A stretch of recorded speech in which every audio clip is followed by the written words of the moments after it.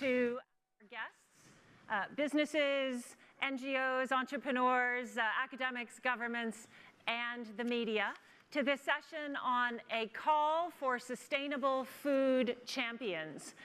The title is important because in just 30 minutes, we not only want to share a briefing on what's needed and what's working in the transition to sustainable food systems, but also inspire many of you to join with the first movers and champions to accelerate change. I'm Jenny Davis-Pécu, a partner with Bain & Company, founder of our sustainability practice and lead of much of our knowledge support to the World Economic Forum on food systems issues. I'll start with an apology. Chairman Lu Minfang will not be joining us for today's discussion, but we have a fantastic lineup of food systems experts for this discussion. Before we turn to the panel, I'd like to ask I'd like to introduce Kim-Hui Neo, the Managing Director of the Center for Nature and Climate at the World Economic Forum, to share some opening reflections. Kim-Hui. Thank you, Jenny, and welcome to all of you.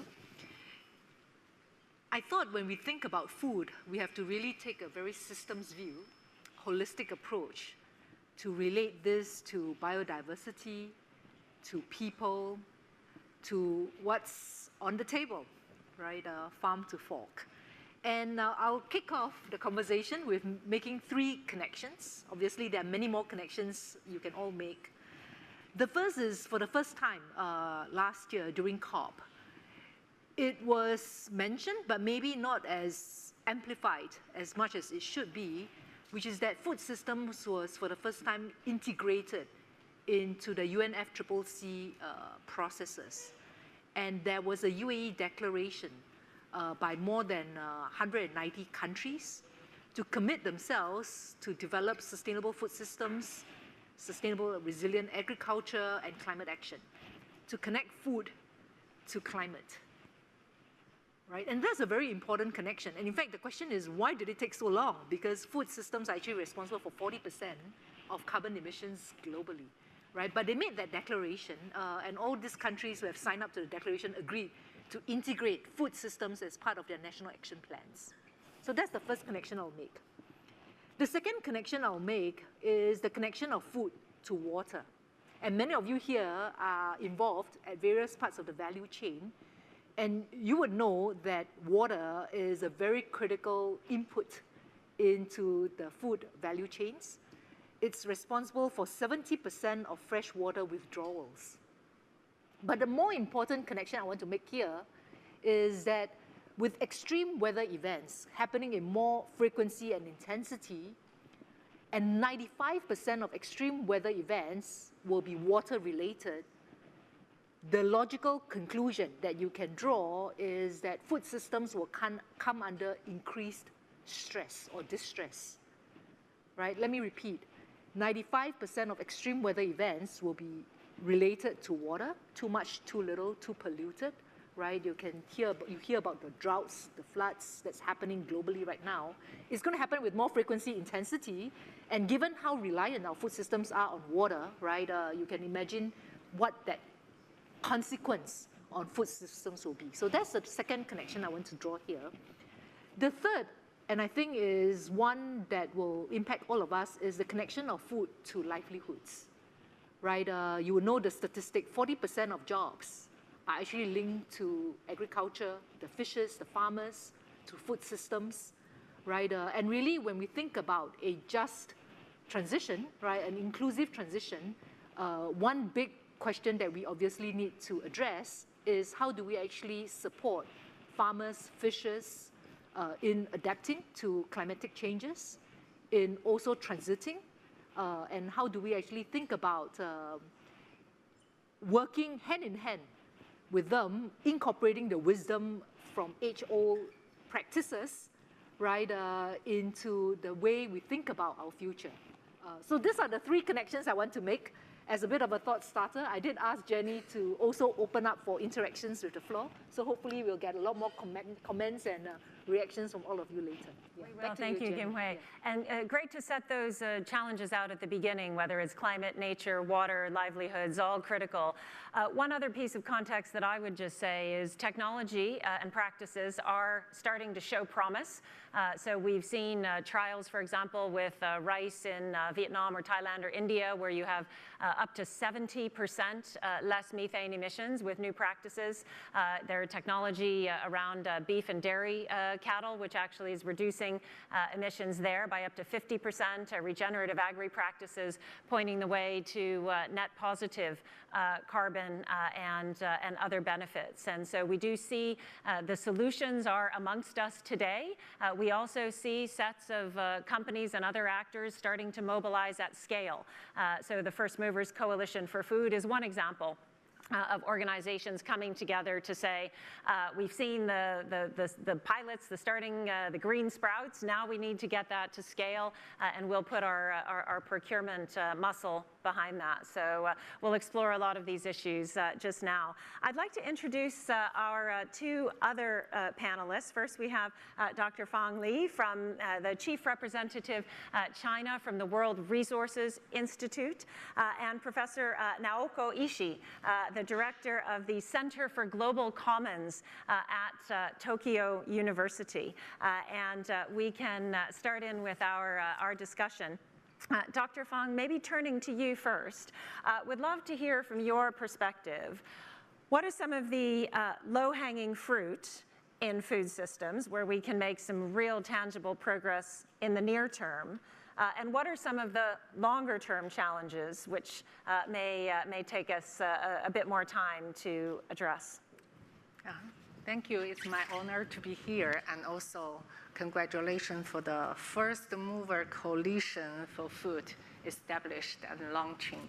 And WI is doing the research on food system for a long time, and also we have a kind of a very full database for forest. We have a global forest watch. So we work from the food production, trade, and consumption. According to the, I want to also echo Neil's question about the system change. So we are trying to make the system change. And the question is, what is a low-hanging fruit? So the very special or astonished data that 1/3 of the global greenhouse gas comes from food system, 1/3, almost 1/3. And also 1/3 of the food being lost and waste. So that is a huge data. And on one hand, we are suffering, many people, lack of the food supply. And on the other hand, many food, 1/3 of the food being lost and waste. So that means what upstream we use a fertilizer, water, we using fossil fuel to transport, and we also use a plastic. So all of these efforts being lost and waste. So that is a low-hanging fruit. The first thing we need to tackle with is against the food loss waste. And we also have some practice in China that China issued the law on food against the food lost waste 2 years ago. And on the practice, we also see that something is improving through the kind of a delivery platform. There are small size of the food packaging can be delivered to the consumers. And also, that is a waste. Sorry, I need to clarify the lost and waste, the different terminology. Waste is at the end of the consumer food table, on the table. So that is at the end of the consumption.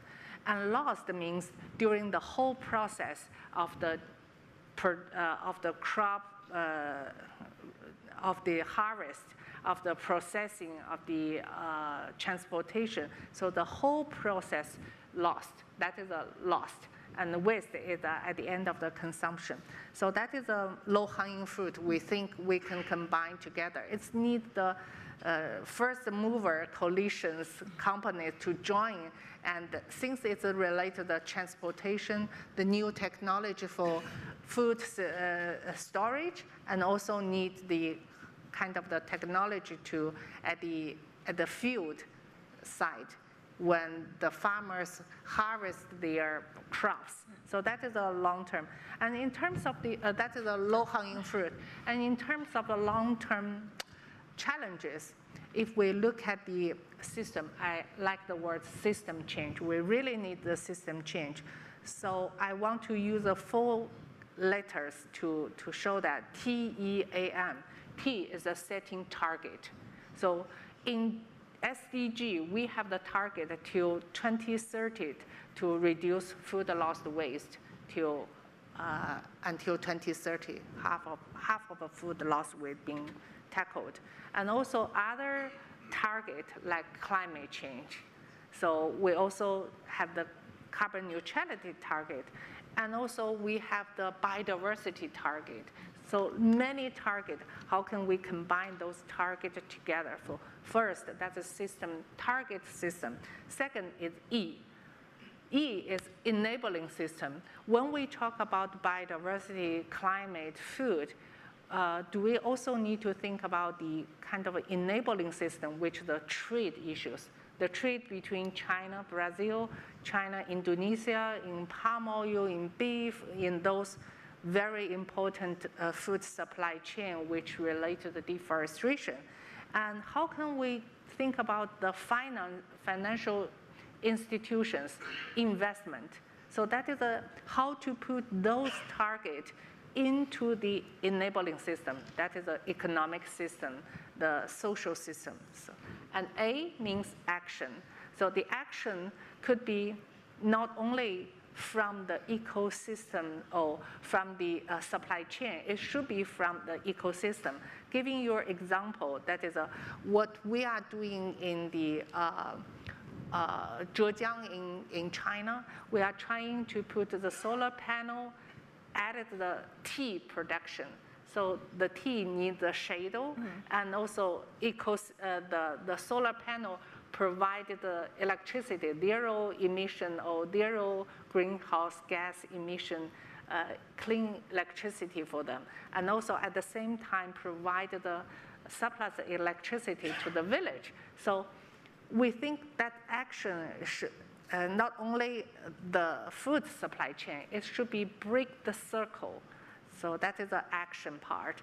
And finally is M, measurement. So how can we measure the achievement or challenges during the whole process?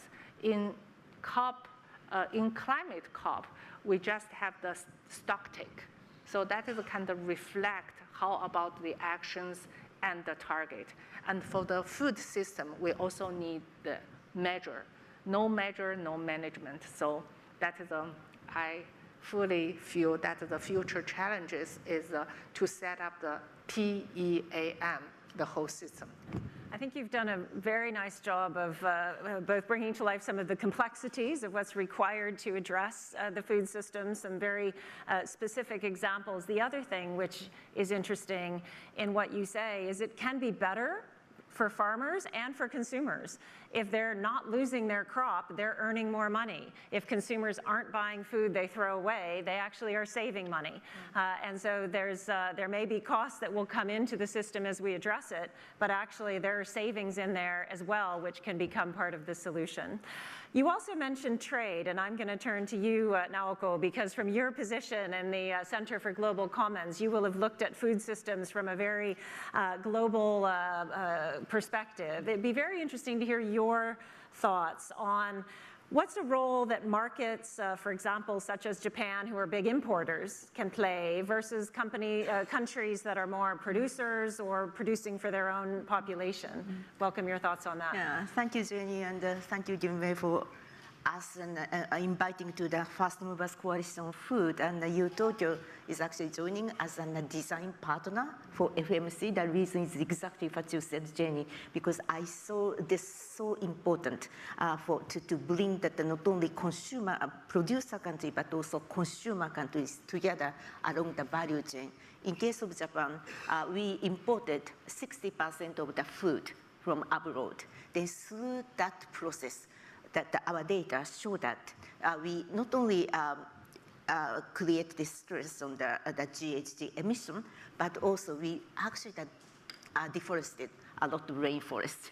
And through our maybe palm oil importation, we actually cause a lot of stress on the water through the importation of the vegetable from China. And we also cause a lot of chemical pollution through that importation of the crops kind of thing through actually the fertilizer. So even if our domestic production looks more or less okay, if we see the entire value chain through the food from importation point of view, we have seen a lot of environmental stress our importation, our consumption of the food creates all over the world. So if we are really serious about this food system transformation and how we can minimize this stress, but at the same time also reward something a good practice, we have to take this global view across the border, and then that you already mentioned this importance of the measurement and the data, and one good thing is that thanks to also the technology, it's becoming much easier to measure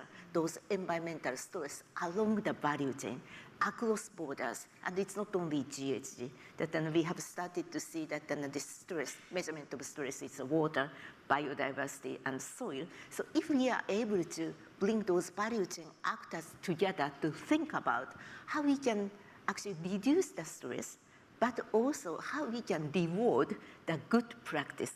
People in the smallholder farmers, the forest people, fishermen, actually safeguard the global commons, natural capital. So if our economic system not only penalize the bad deed, but also reward the good deed, I think together we can flip the food system from very stressful or dangerous in the system towards very, very actually rewarding and good for life, good for people, good for the planet. So that is the reason why I joined this food system Fast Movers Coalition on the food. So from our point of view, we can do a lot together. Yeah, and I think this idea of being aware of your impacts, even as they extend beyond your borders, whether that be country borders or company borders, and then figuring out how to reward, ask for and reward the behaviors is a big piece of the solution. I'm going to turn to the audience for questions in just a minute, but Kim Hui-man, let me ask you one more, because the World Economic Forum has long worked on the kind of production side, 100 million farmers, for example, food innovation hubs, and now you've brought the demand side to the table. What prompted that, and what do you see as that role of demand signals in accelerating the change? It's really about the power of procurement. Right? 3 years ago, we launched the First Movers Coalition for hard-to-abate sectors in Glasgow. This was a launch supported by the US President Biden and John Kerry, focused on hard-to-abate sectors. Hard-to-abate sectors, you'll be familiar: steel, aluminum, concrete, cement, shipping, aviation, trucking, and chemicals. And collectively, these hard-to-abate sectors account for 40% of global emissions.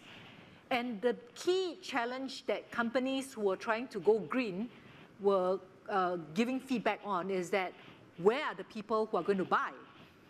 Right? So what the forum did in collection, together with our partners, was to get the biggest companies in the world to commit to buy green.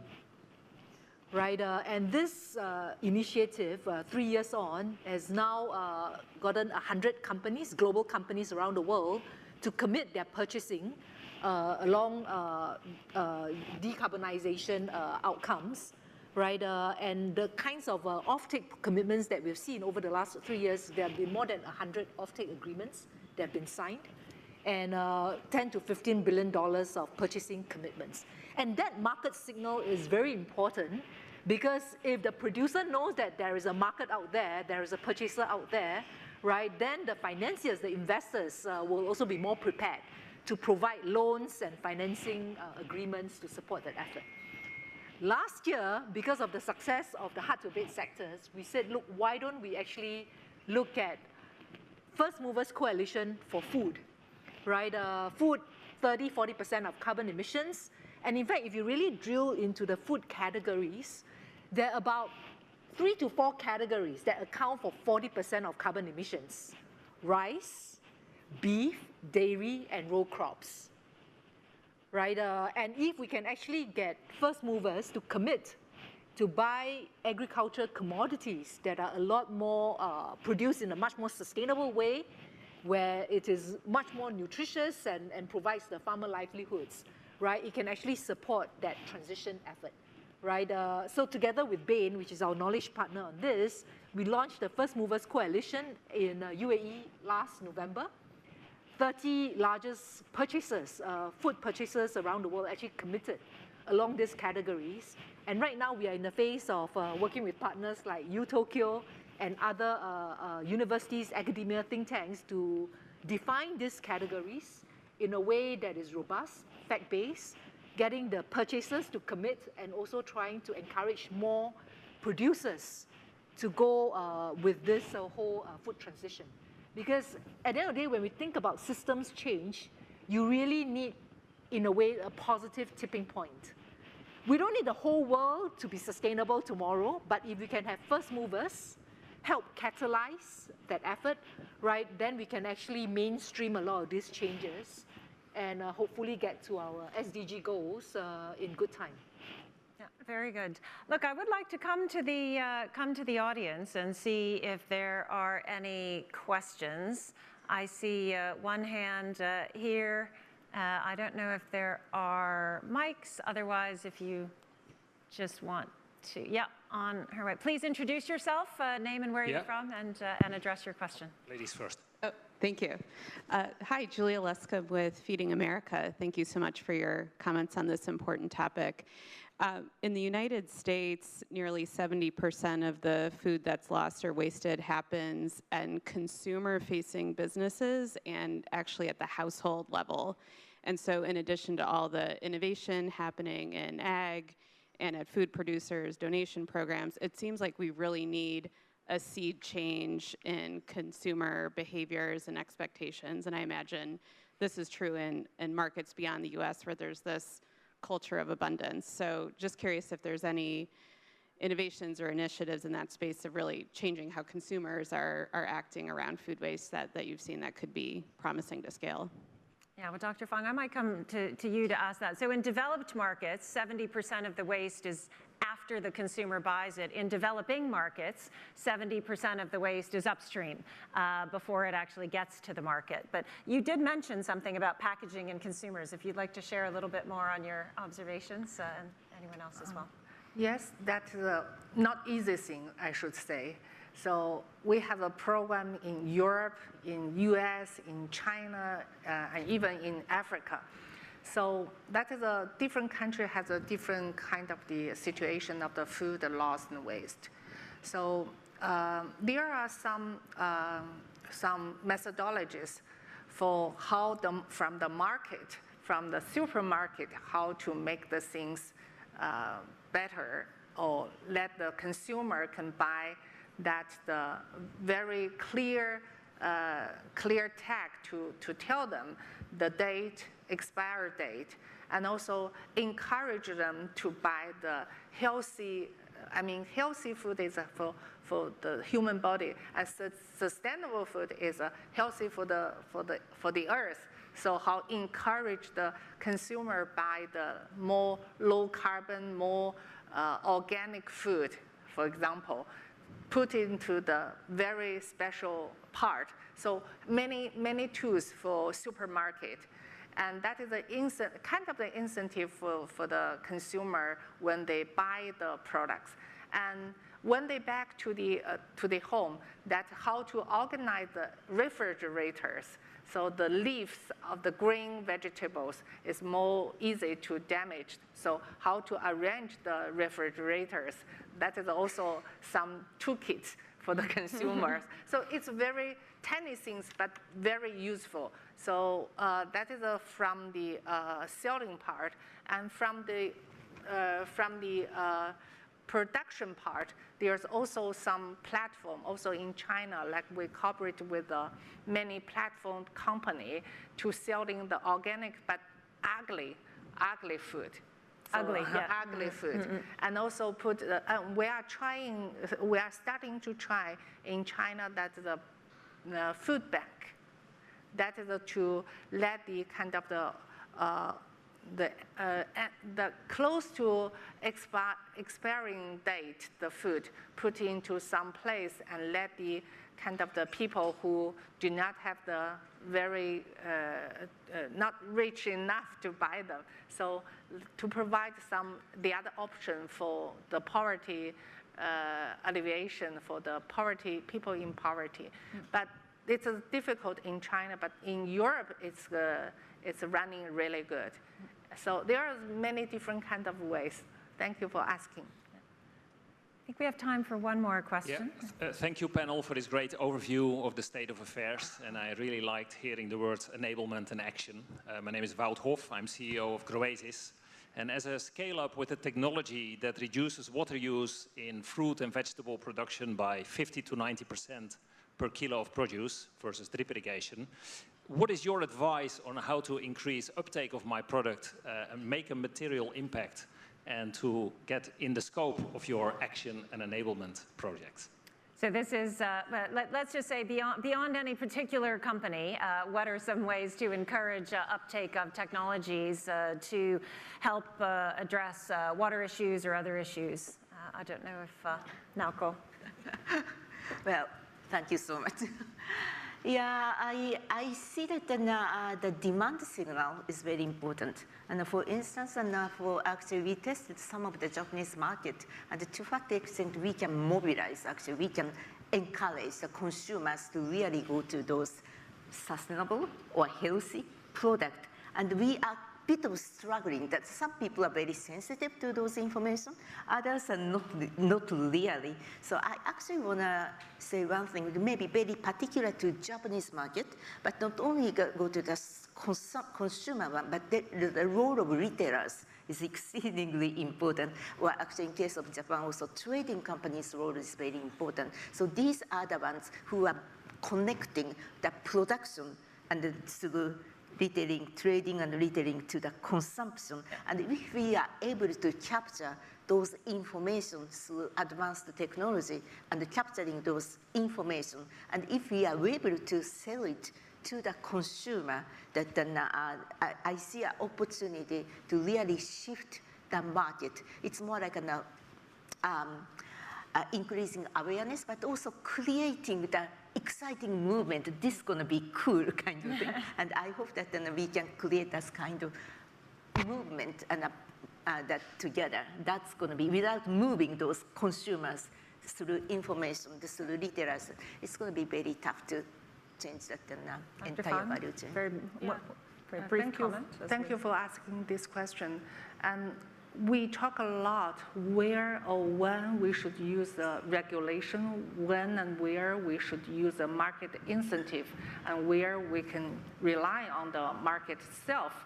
That's when we feel that it's already the market failure areas, we promote that using administrative or regulations.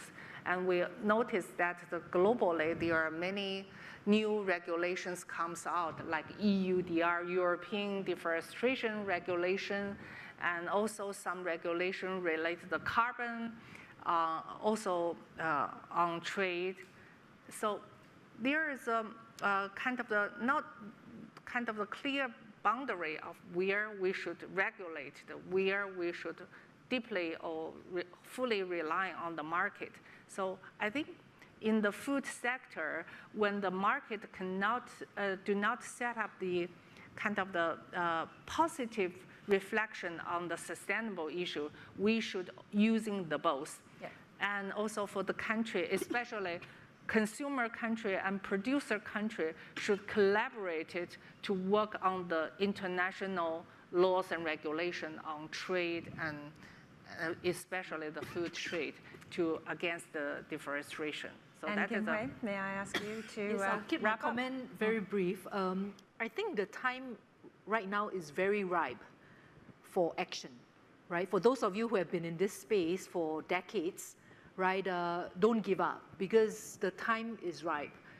For various reasons, one is we are feeling the effects of climate change now, right? Even though climate change has been spoken about by scientists for the last decades, right? Last year in Dubai, 100,000 people showed up, right? So the appetite is very strong for good solutions, right? Obviously, we always need to think about the cost economics so that the adoption can be a lot faster, right?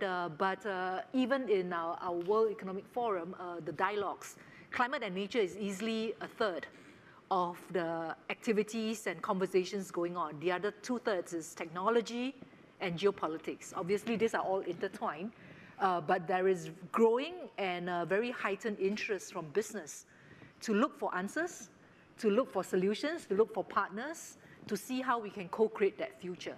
So I would say whatever business you're in, technologies you're addressing, always think about the cost curve, but at the same time look for partnerships because globally there is movement, whether it's in the developed world or in the developing economies, the recognition and also the willingness to embrace a shift, right, is never has been as heightened as it has been today. Thank you. Time is too short. I would love to continue this discussion with all of you, but sadly we have come to the end of our time. I'd like to thank Kim-Hui very much, Naoko, Dr. Fang, all of you. Thank you for being champions for sustainable food.